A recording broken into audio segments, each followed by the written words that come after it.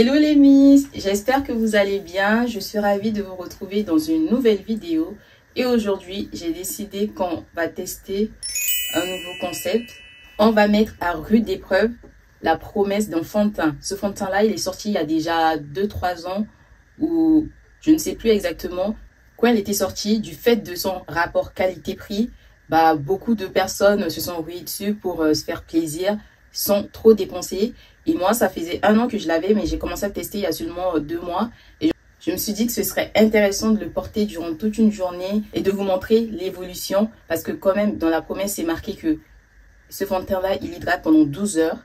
Et surtout, je regarde là parce que j'ai pris des notes, qu'il floute imperfection, pores, taches et il donne une texture floutée pour la peau. Moi, j'ai commencé à prendre mon matcha et je vais me maquiller en même temps. Je vous ferai des updates au fil de la journée. Je précise que d'habitude, je mets d'abord un CC crème avant de mettre le fond de teint par-dessus. Sauf que là, je ne vais pas en mettre du tout. Je vais me maquiller comme d'habitude, mais sans CC crème, juste avec le fond de teint. Et je mettrai quand même une poudre fixatrice et aussi un fixateur de maquillage. Et on verra ce que ça va donner. Je regarde par là parce que mon miroir se trouve ici. Et juste, je ne sais pas si vous vous rappelez, mais dans la dernière vidéo, je vous présentais les nouveaux pinceaux. Et je les ai utilisés pendant 1 semaine, je les ai lavés, regardez. J'avais peur que au bout de la première utilisation, il y a pas mal de poils qui tombent, mais à part peut-être ce poil, je sais pas si ça se voit, qui sont un peu courbés, mais ça tient, c'est tout sec, ça n'a pas bougé. Alors je suis bien satisfaite et si vous n'avez pas encore regardé la vidéo où je vous présente ces pinceaux, allez les voir. Juste la trousse au cas où, avec tout à l'intérieur. Et en plus, je suis parfaitement la cible idéale pour tester ce fond de teint parce que non seulement j'ai un bouton qui a commencé à pousser il y a 2 jours et en plus j'ai encore quelques taches noires qui sont revenues et j'ai aussi les pores dilatés ces derniers jours. Je sais pas pourquoi, peut-être besoin de plus de sommeil, je sais pas.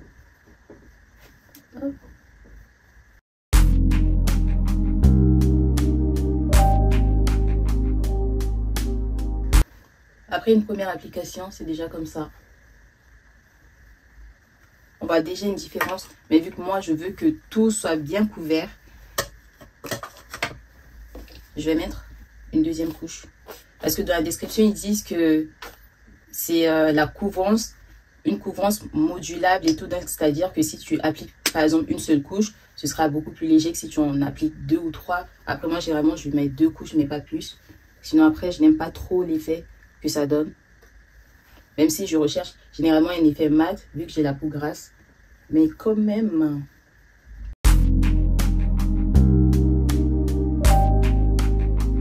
Après, je sais que je vais quand même flouter les pores dilatés et les cernes avec la poudre libre. Mais, non, mais quand on se maquille, tous les grimaces qu'on fait, on dirait qu'on s'occupe d'un enfant. Regardez. Je ne sais pas ce que vous en pensez, mais moi j'aime bien. Donc, accompli. Il faut vraiment que je change d'anti-cerne, que j'en prenne un qui soit plus foncé, quoi. Mais je mets celui-là parce que je sais qu'après, je peux utiliser une poudre fixatrice qui est adaptée à ma carnation. Mais là, regardez comment c'est clair.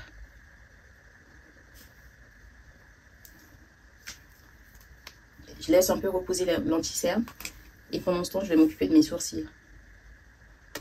Ouais. Agréablement surprise d'avoir reçu un bon Sephora. Bon, là, je pars un peu dans tous les sens, mais c'est juste que voilà. Dès que je vois des choses, ça me fait penser à d'autres choses. Et pendant que je laisse l'anti-cerne reposer, je peux quand même en prendre pour délimiter mes sourcils en bas. Et je vais essayer de me dépêcher, sinon je vais être en retard à l'église. Oh non, non.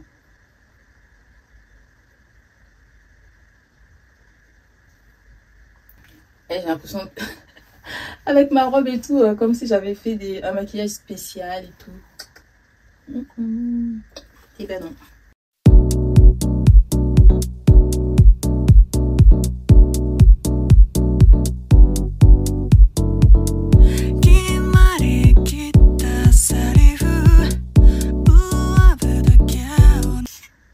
Son taille crayon tout rose, trop mignon, mais il est sale.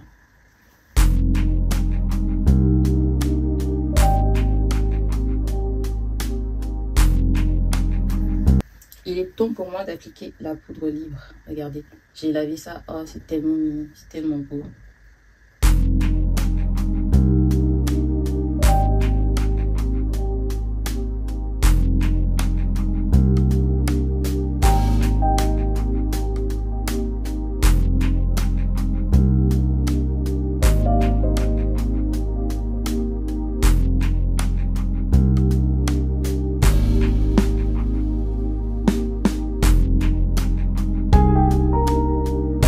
fait, d'habitude, j'ai tout avec moi, mais là, j'ai l'impression d'avoir utilisé oublié.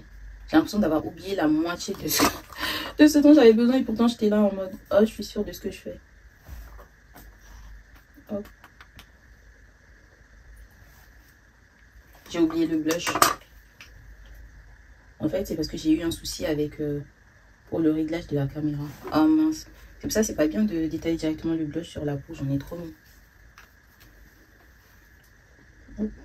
Bon, comme d'habitude, je mélange les deux et un peu sur les sourcils. De toute façon, j'ai pas prévu d'en mettre vu que j'ai déjà des vêtements bien colorés. Je préfère ne pas en mettre.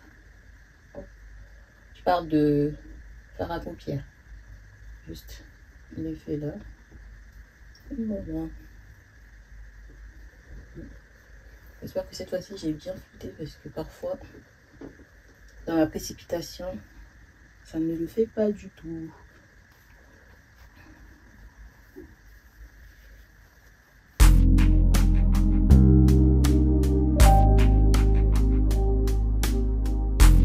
Et du mascara. Hop.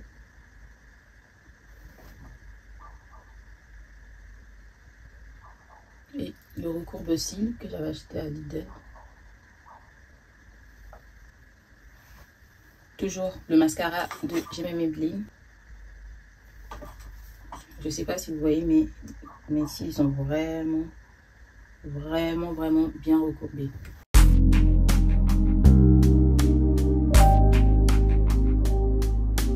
Et pour la coiffure, tadam, juste à brosser, je vais tout mettre derrière et je mettrai un petit blazer parce qu'il fait pas tout chaud.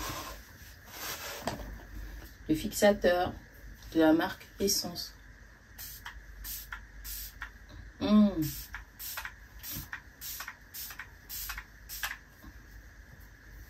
Et voilà, on a fini. Qu'est-ce que vous en pensez? Je ne vais pas du tout retoucher le make-up et je ferai un update vers midi 13h et ensuite en fin de journée pour que vous puissiez voir ce que ça peut donner. Un fond de teint qui a cette promesse et le rendu après une journée, en début de journée et aussi en fin de journée.